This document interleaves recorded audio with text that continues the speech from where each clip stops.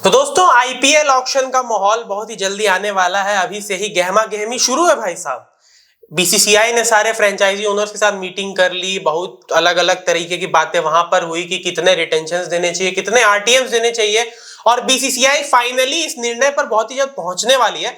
लेकिन कहा जा रहा है कि भैया इस बार बीसीसीआई 5 रिटेंशन अलाउ करेगी मेगा ऑक्शंस में, जहां की पिछले बार उन लोगों ने 3 रिटेंशन अलाउ किए थे। तो आज भैया फर्स्ट स्लिप और सेकंड स्लिप शो में हम लोग बात करने वाले हैं इस बारे में कि भाई 5 रिटेंशन सही है या 3 ही रिटेंशन सही थे।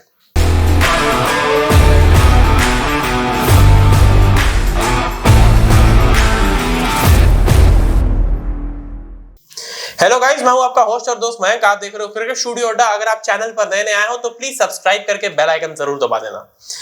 तो यार फर्स्ट स्लिप तो वो तो मैं ही हूं तो यार सेकंड स्लिप, मुझे बताओ कि तुम किस फेवर में हो? लाइक 5 रिटेंशंस अच्छे हैं जो अब बीसीसीआई करने वाली है एज पर रिपोर्ट्स, या फिर 3 रिटेंशंस बहुत अच्छे हैं? मेरे को तो द आइडिया ऑफ 5 रिटेंशंस मेरे को लगता है इट इज राइट। क्योंकि पहले मेरे को लगता था कि बहुत ही कम रिटेंशंस हैं। एक टीम के जो कोर प्लेयर्स होते हैं वो मैक्सिमम 5 हो सकते हैं, और मतलब कि 3 to 4 प्लेयर्स के अराउंड या 5 मैक्सिमम 5 प्लेयर्स के अराउंड एक टीम इर्द गिर्द घूमती है, जो ये एक टीम की कोर होती है। तो आई थिंक 5 प्लेयर्स को रिटेन करना so that they can retain their at least their core. तो I think I am in favour. पहले मैं 3 के फेवर में, तो आई थॉट कि बहुत ही कम है ये, क्योंकि टीम डिसबैलेंस हो सकती है। मे बी उनके कोई कोर फास्ट बॉलर या कुछ भी ऐसा हो, पॉकेट इश्यूज भी हो सकते हैं टीम्स के। तो आई थिंक 5 इट्स गुड। जी मेरे हिसाब से तो इसको 3 ही रखना चाहिए था।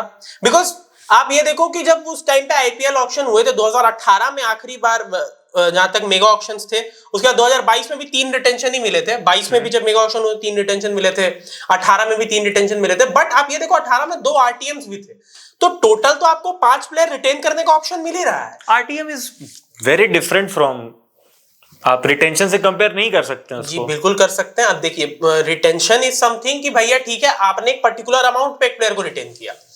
आरटीएम इज समथिंग कि चलिए सामने वाली टीम ने जो अमाउंट लगाया है उसको मैच करके आपने रिटेन किया। समहाउ और दी अदर आपने रिटेन तो किया ना, ऐसा तो नहीं है कि आपने छोड़ दिया। और आरटीएम में एक और अच्छा चीज है कि भैया आपके पास ऑप्शन रहता है कि चलो ये प्लेयर को मैं अपने पास रखूंगा। और अगर मान लो कि आपके टारगेट में, आरटीएम में क्या होता है कि अगर मान लो आपके टारगेट में ये प्लेयर है कि इसको मैंने फिर से ऑक्शन में खरीदने का मैंने प्लान बना रखा है, बट कोई टीम उस पर बहुत ज्यादा बिड कर देती है, तो आप उस प्लेयर को फिर अपने प्लान से हटा भी सकते हो कि चलो ठीक है यहां पे मैं इस प्लेयर को नहीं लूंगा, कोई दूसरा प्लेयर अगर मेरा प्लेयर मुझे दिखा तो मैं उस पर आरटीएम यूज कर लूंगा। It all depends on the security of the player. आपने उसे पहले सिक्योर किया या आप उसे बाद में सिक्योर करना चाहते हैं, it's on the priority basis.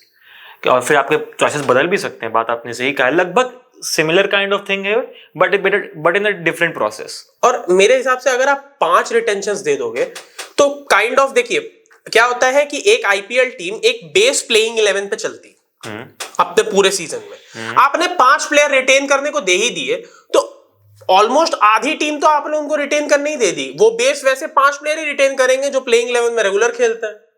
तो आपने कुछ नया तो करने का मौका दिया ही नहीं। एंड फॉर मी टीम को शफल होना चाहिए हर 2-3 सीजन पे, वरना बहुत मोनोटोनस हो जाता है। बिकॉज इट फील्स लाइक कि भाई एक टीम का कोर इतना स्ट्रांग है, वो अपने कोर के दम पे मैचेस पे मैचेस जीते जा रही है, एंड बाकी टीम्स को मौका नहीं मिलता। आईपीएल इज समथिंग, अभी तक जहां तक मुझे याद है आईपीएल एकमात्र ऐसी T20 लीग है ना जिसमें सारी टीमों ने अभी तक जीता नहीं है प्राइज। सारी टीमों ने टूर्नामेंट नहीं जीता है। आप पीएसएल देख लीजिए, उसमें सारी टीम से जीत रखा है। बिग बैश में सारी टीम से जीत रखा है। तो ये एकमात्र ऐसी लीग है जहां पर सारे टीम्स ने अभी तक आईपीएल नहीं जीता है। सो यू आर सेइंग कि हमें रिटेंशंस कम रखने चाहिए to make IPL more competent. Yes. How explain, can you please explain? चलिए अगर मैं आपको बताता हूं कि 3 रिटेंशंस अगर आपको मिलते हैं तो उससे क्या होता है ना कि आपके पास पहली बात तो ठीक है, आपको एक कोर मेंटेन करने का भी ऑप्शन है कि 3 प्लेयर्स आपने ऐसे रखे जिससे आपका कोर बैलेंस रहे थोड़ा, कि चलिए पुराने कोर से बिल्कुल ही अलग ना हो। उसके अलावा जितने भी प्लेयर्स आपने ऑक्शन में लिए, पुराने कोर से बिल्कुल ही अलग ना हो, तो क्यों ना हमें 5 रिटेंशन दे दे उन्हें। बट 5 रिटेंशन दोगे तो फिर तो वो आधे से ज्यादा आपने दे ही दिया ना उनको। 11 प्लेयर्स अगर आप एक टीम के 11 प्लेयर्स अगर आप खिलाते हो एक टीम एक मैच में, कुछ प्लेयर्स तो ऐसे होते होंगे जो 14 के 14 मैचेस खेलते हैं आईपीएल में, ये तो आपने देखा होगा। अब हर टीम 5 रिटेंशन में वैसे ही प्लेयर को चूज करेगी जो 14 के 14 मैचेस खेल सकते हैं। मेरे को तो लगता है जैसे कि 3 रिटेंशन जब पहले होते थे तो, और जब 3 रिटेंशन की वजह से बहुत सारी टीमों का बैलेंस बिगड़ा भी अगले ऑक्शंस में। आपने 2020 की मुंबई इंडियंस को देखा है, उनके ऊपर से लेकिन नीचे तो सारे सितारे भरे हुए थे एंड उनके पास सिर्फ 3 रिटेंशन ऑप्शंस ही थे। एंड हम सब लोग जानते हैं अगले आईपीएल में क्या हुआ था उनके साथ। बट उसके बाद 2023 के आईपीएल में वो लोग दोबारा बहुत अच्छे से उठ के आए, प्लेऑफ्स तक पहुंचे, इनफैक्ट क्वालीफायर 2 तक पहुंचे। एक सीजन का नुकसान हुआ ना जी, एक आई थिंक मेरे को नहीं लगता कोई भी टीम चाहिए कि वो एक सीजन के लिए भी क्वालीफायर्स में क्वालीफाई ना करे। तो ऐसे तो आप करिएगा तो फिर जितनी टीम्स अगर उस हिसाब से देखा जाए तो 2018 के ऑक्शंस के बाद आरसीबी की हालत बहुत खराब थी। उनकी हालत तो शुरू से खराब रही, दे हैवंट मेंटेन्ड। उनकी तो उनका मैनेजमेंट ही थोड़ा, चलिए इससे टोटली डिफरेंट टॉपिक। आप आरसीबी का एग्जांपल नहीं ले सकते, उनको प्लीज आप एक्सक्लूड कर दे। कोई और टीम कर ले तो मैं उस पर कुछ टिप्पणी कर भी सकता हूँ। चलिए ठीक है, 2018 की बात है अगर, तो केकेआर की, दिल्ली डेयरडेविल्स की हालत उतनी अच्छी नहीं थी उस ऑक्शन के बाद, क्योंकि हालांकि उनकी 17 और 16 में भी नहीं थी, वो लास्ट ही आ रहे थे। बट 18 में समथिंग हैपेंड जिससे क्या हुआ कि उनके पास गौतम गंभीर जैसे नाम आए, जेसन रॉय जैसे नाम आए, बट फिर भी वो अपनी टीम को अच्छे से डेवलप नहीं कर पाए। द थिंग इज कि 3 रिटेंशन अगर आप दे रहे हो तो यू आर मेकिंग श्योर कि आपके पास एक बेसिक कोर रहे जो आपकी पुरानी टीम में थी, and then you build around that with auction. और इससे क्या होता है ना सर कि नए प्लेयर्स को ज्यादा अपॉर्चुनिटी मिलती है। अब अगर आपने 5 रिटेंशन दे दिए ना, ऑब्वियस सी बात है कोई भी टीम अनकैप्ड प्लेयर को तो रिटेन करना नहीं चाहेगा अनटिल एंड अनलेस वो अनकैप्ड प्लेयर ने आपको बहुत ब्रिलियंट परफॉर्मेंस दे रखा हो, तो परफॉर्म करे। बट क्या अनकैप्ड प्लेयर्स आप मौका ही नहीं दोगे अनकैप्ड प्लेयर्स को? पहले ऋतुराज गायकवाड़ इंडिया नहीं खेले थे जब तक उन्हें सीएसके ने रिटेन किया था।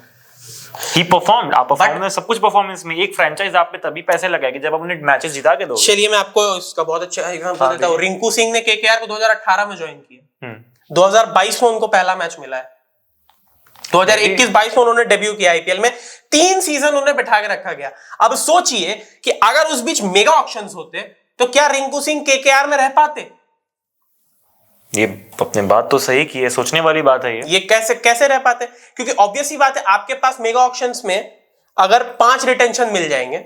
ऐसे तो फिर ऐसे ही बोला जा सकता है कि वो कौन ओपनर थे आरसीबी के 2021 और 22 सीजन में?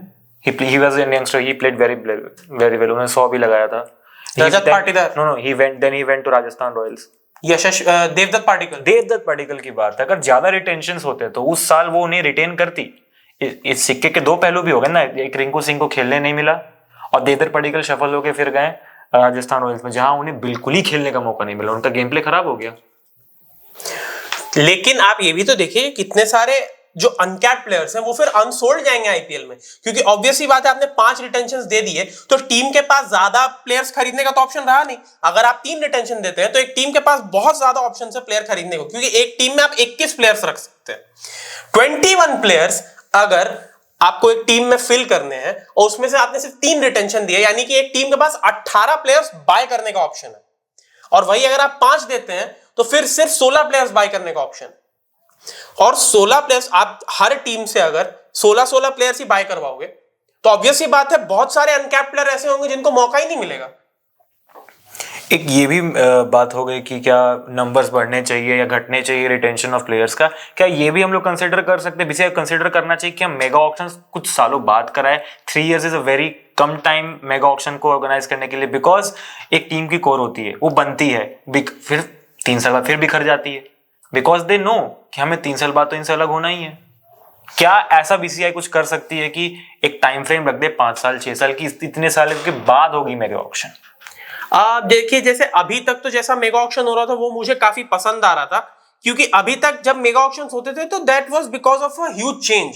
2018 में मेगा ऑक्शंस इसीलिए हुए थे क्योंकि राजस्थान और चेन्नई की टीम दोबारा आई थी वापस बैन के बाद 18 में ना? हाँ 18 में, और एंड 22 में थी, क्योंकि 22 में 2 नई टीमें आई थी, गुजरात और लखनऊ।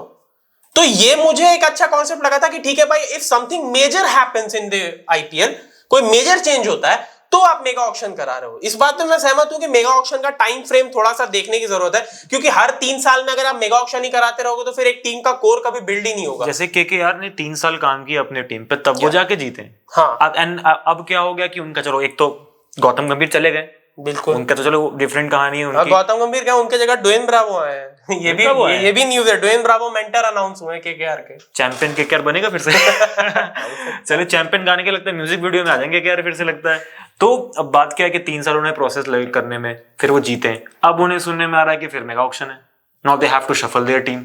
तो आई थिंक उनके लिए थोड़ा ज्यादा जरूरी हो जाता है कि 5 प्लेयर्स को रिटेन करे वो। But the matter of the fact is ना कि बीसीसीआई चाहती है कि हर टीम एक स्ट्रॉन्ग टीम की तरह नजर आए और हर प्लेयर, जितने भी प्लेयर्स हैं उनको मौके मिलते रहे। तो मौका मिलना और टीम का कोर बनना, आई थिंक इसके बीच में एक मिडवे निकाला जाना चाहिए। तो आई थिंक कि 5 players is the best. See the thing is ना कि अब ऑब्वियस सी बात है, फ्रेंचाइज ओनर्स जो है वो थोड़ा कैपिटलिज्म देखेंगे यहाँ पे कि भाई फायदा तो हमें अपना भी देखना है, एंड ऑब्वियस सी बात है उनकी टीम जीतेगी तो उनको फायदा होगा। तो ऑब्वियस सी बात है कि अब केकेआर की टीम तो यही चाहेगी कि भाई इस टीम में से मैं most of the player retain कर लूं अपने पास, क्योंकि इन लोगों ने भाई मेरे को फाइनल जिताया है। जैसे मुंबई इंडियंस इतनी सक्सेसफुल टीम इसीलिए थी मेगा ऑक्शन से पहले थे, क्योंकि मेगा ऑक्शन से पहले तो मेगा ऑक्शन हुए नहीं थे, आधे से ज्यादा प्लेयर ये रिटेन कर लेते थे। 18 से पहले कितना था रिटेंशन का? 18 से पहले तो आप मेगा ऑक्शन होते ही नहीं थे। 18 से पहले तो आप अपनी पूरी कोर रिटेन कर सकते थे, सिर्फ छोटे मोटे प्लेयर ऑक्शन में आते थे, अनकैप्ड वगैरह जो होते थे। तो they have strike the balance कि चलो ठीक है, प्लेयर्स की भी बात मान ली कि चलो 3 बहुत, और टीम की बात मान ली। कहीं ना कहीं इसीलिए मेगा ऑक्शन का कॉन्सेप्ट भी आया था, क्योंकि मुंबई इंडियंस को आपने देखा भाई लगातार ही वो हर अल्टरनेट पे एक ट्रॉफी उठा ले रहे थे। तो आई थिंक वो लोग एक बैलेंस स्ट्राइक कर रहे हैं। 3 बहुत कम हो रहा था, जहां पे प्लेयर्स का और फ्रेंचाइजी का कंप्लेन आ रहा था कि हाँ अपनी कोर स्ट्रेंथ नहीं बढ़ा पा रहे हैं। बीसीसीआई का था कि आईपीएल का जो भी था कि हमें नए प्लेयर्स नहीं मिल रहे ऑक्शन में, अनकैप प्लेयर्स को मौका नहीं मिल रहा है। तो दे हैव एक बैलेंस बना के उन्होंने 5 प्लेयर रिटेन्स करने का शायद इस बार वो and apart from that 5 retention के साथ साथ एक आरटीएम भी देने का ऐसा कहा जा रहा है। तो टोटल 6 रिटेंशन हो जाएंगे आपके पास। अगर आप देखें तो आप 6 प्लेयर रिटेन कर सकते हो। तो ऑब्वियसली बात है प्लेइंग 11 में आधे से ज्यादा प्लेयर आप रिटेन कर सकते हो फिर तो।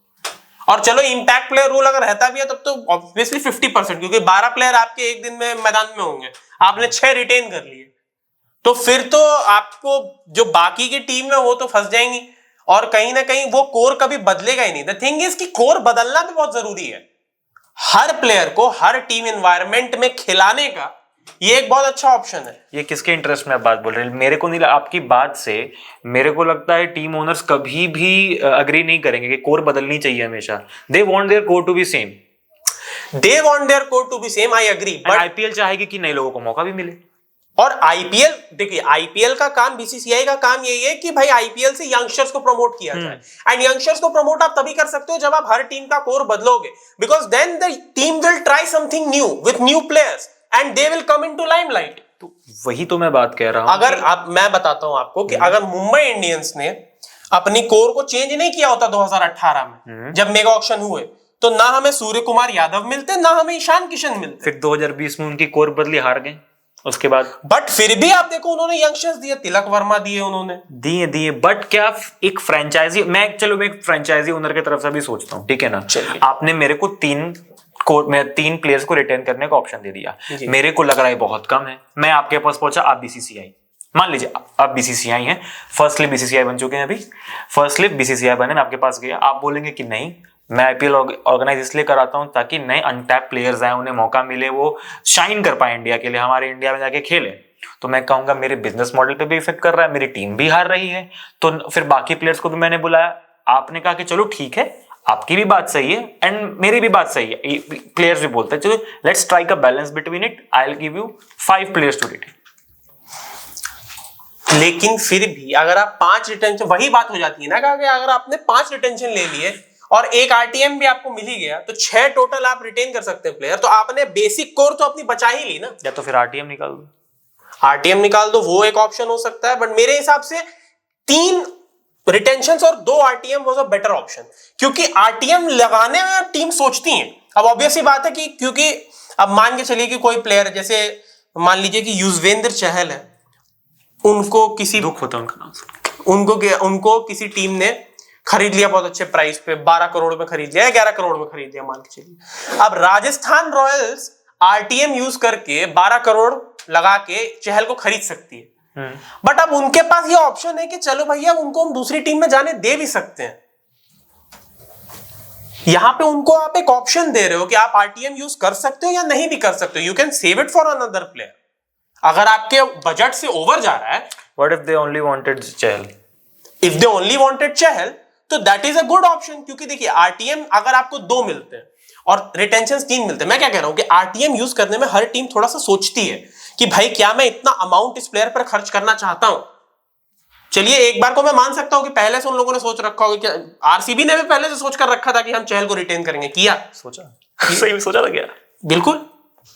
आरसीबी के बातों पे मेरे चहल खुद ये बात कहते हैं कि भाई मुझे तो एंड तक यही पता था कि आरसीबी मुझे रिटेन करने वाली है, आरसीबी बोला भी ऑक्शन में मुझे बाय बैक करने वाली है। ही सेड दैट उन्हें उनसे कभी कम्युनिकेट किया ही नहीं गया था कि you are in the plans और नॉट। अरे इनफैक्ट जब मॉक ऑक्शंस हुए थे वहां पर भी यूजी चहल को आरसीबी ने खरीदा था। वहां पर माइक हैसन बैठे हुए थे, माइक हैसन ने यूजी चहल पे बोली लगाई थी। बट खैर आरसीबी तो कोच को नहीं बख्शती तो फिर आप प्लेयर्स पे क्या बात कर सकते? उन्होंने हर्षल पटेल से भी अच्छे से कम्युनिकेशन नहीं दिया था।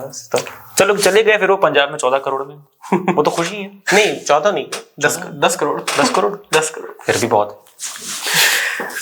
तो यही बात है कि भाई अब ये देखिए हमने तो डिस्कस कर लिया, इनके हिसाब से 5 रिटेंशन इज गुड, मेरे हिसाब से 3 अच्छे थे, 2 आरटीएम दे देना चाहिए थे। मेरे हिसाब से एक बैलेंस बन गया, चलो फ्रेंचाइज के ओनर्स भी खुश रहें और आईपीएल का अपना मोटिव भी पूरा हो जाए। तो ये 5 एक परफेक्ट बैलेंस नंबर है कि आप एक यंगस्टर्स को भी खिला सकते हैं और टीम अपनी कोर भी मैनेज कर सकती है। एंड अनदर रीजन कि मैं ज्यादा रिटेंशन के अगेंस्ट हूं ना, इज बिकॉज कि उससे क्या होता है ना कि टीम्स सेंट्रल कॉन्ट्रैक्ट देने लगती हैं अपने प्लेयर्स को। जैसे नाइट राइडर्स ने जेसन रॉय को ऑफर किया था कि आप मेरे टीम से ही खेलेंगे, आप मेरे फ्रेंचाइजी से खेलोगे, आप केकेआर से खेलोगे, आप ट्रिनिदागो नाइट राइडर्स से खेलोगे, या फिर जहां पर भी उनकी फ्रेंचाइजी की टीम है आप उनसे खेलोगे। तो वो सीधा कॉन्ट्रैक्ट ऑफर करने लगते हैं। So they don't go into the auction. Oh retain कर लेंगे उन्हें फिर तो बार-बार रिटेन कर लेंगे। ये मेरे को नीचे पता चली। ये इसीलिए मैं ज्यादा रिटेंशंस के खिलाफ हूं। ओके क्योंकि फिर वो ज्यादा प्लेयर्स को कॉन्ट्रैक्ट देंगे और कहीं ना कहीं अगर इंडियन प्लेयर्स तक ये बात हालांकि आएगी नहीं, बीसीसीआई ने डंडा कर देना। तो अब वेस्ट इंडीज के प्लेयर थे इसलिए वो मानेंगे। आप जानते हैं वहां पे लीग कल्चर है तो वहां चल सकता है। आंद्रे रसल या सुनील नारायण, इन दोनों में से किसी ने तो साइन कर रखा है केकेआर के साथ कॉन्ट्रैक्ट। फैब डु प्लेसिस को भी है क्या? वो जोहानिसबर्ग सुपर किंग्स के लिए खेलते हैं। हो सकता है सुपर किंग्स से कॉन्ट्रैक्ट ऑफर कर रहा है। इन्होंने नया पत्ता खोल दिया, फर्स्ट स्लिप। चलिए तो फिर यही है कि भाई मैं तो 3 रिटेंशन के फेवर में हूं, ये 5 रिटेंशन के फेवर में है। आप हमें बताइए कि आपके हिसाब से कितने रिटेंशन होने चाहिए। अगर कोई और नंबर है तो वो भी बता सकते हो, और अगर वीडियो पसंद आई हो तो लाइक और शेयर कर दो और चैनल को सब्सक्राइब कर देना। मैं मिलता हूं आपसे अगले वीडियो में, तब तक के लिए बाय बाय।